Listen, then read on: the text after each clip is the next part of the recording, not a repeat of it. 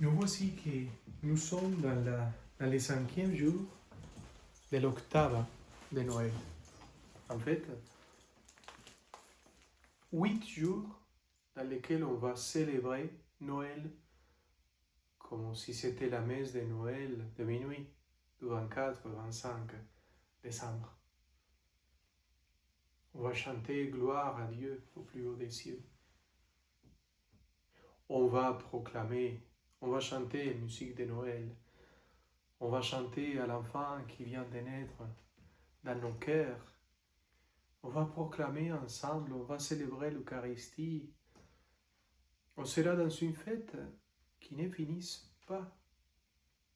À la manière des noces de Cana. Une fête à la manière du Moyen-Orient à l'époque. Une fête qui dure des jours, des heures, dans lesquelles on peut célébrer, rire et dire voilà, notre Sauveur, Dieu a regardé notre situation.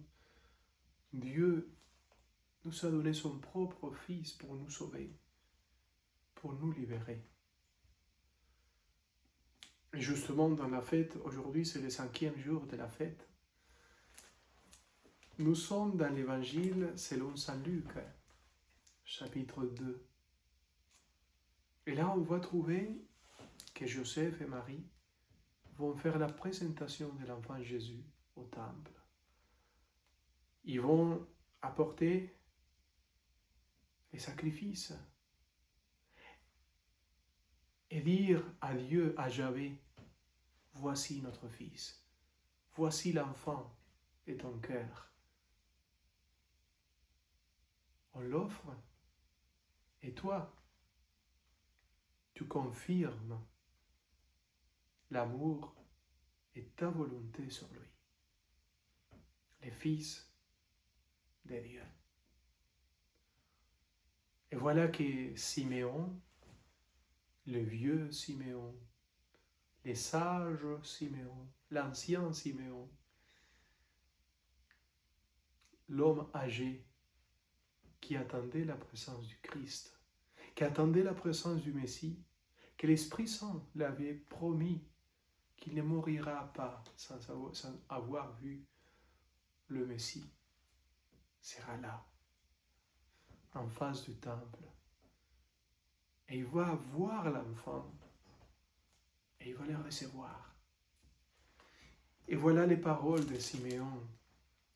Maintenant, ô Maître souverain, tu peux laisser ton serviteur s'en aller en paix, selon ta parole, car mes yeux ont vu le salut que tu préparais à la face des peuples, lumière qui se révèle aux nations et donne gloire à ton peuple Israël. Le père et la mère de l'enfant s'étonnaient de ce qui était dit de lui.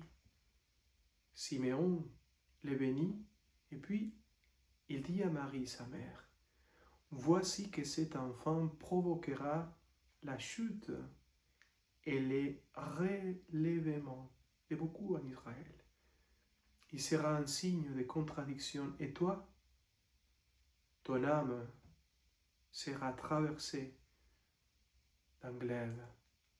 Ainsi seront dévoilées les pensées qui viennent du cœur d'un grand nombre. »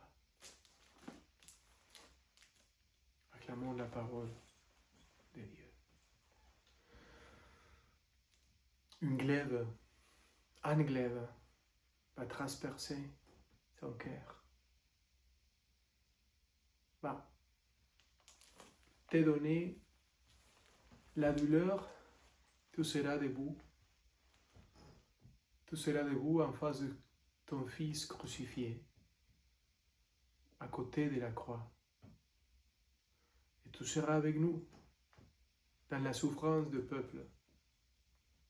Tu seras avec nous, avec leurs mamans qui sont en train de voir mourir ses enfants. Tu seras avec nous dans les douleurs de tous les jours, et dans la joie aussi. Maintenant, ô Maître souverain, tu peux laisser ton serviteur s'en aller. Mes yeux ont vu ton salut, lumière de ton cœur. Et voilà, il faut nous dire la même chose. À l'office des complis, on proclame toujours, on est ému, chaque fois qu'on proclame tous les jours à l'office des complis. Maintenant, ô Maître souverain, tu peux laisser ton serviteur s'en aller. Parce que moi, j'ai vu ton Fils. J'ai vu le Seigneur. J'ai touché. C'est comme l'évangile des gens. Cela qu'on a touché, c'est là qu'on a vu, c'est là qu'on a entendu. On vous le proclame. Vous pouvez avoir l'expérience permanente de rencontre avec lui. Il faut chercher dans les profondeurs de votre cœur.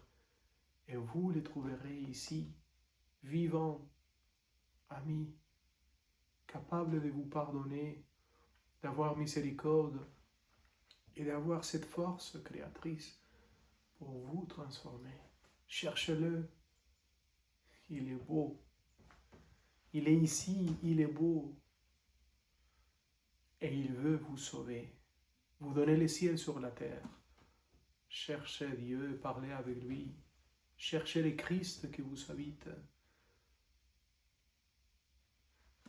Et vous trouverez la paix, la consolation, le ciel.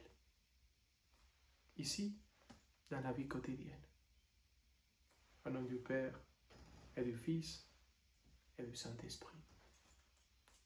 Maintenant, tu peux laisser ton serviteur s'en aller, parce que mes yeux ont vu ton salut. Voici les secrets d'une vie pleine de joie. Que Dieu vous bénisse.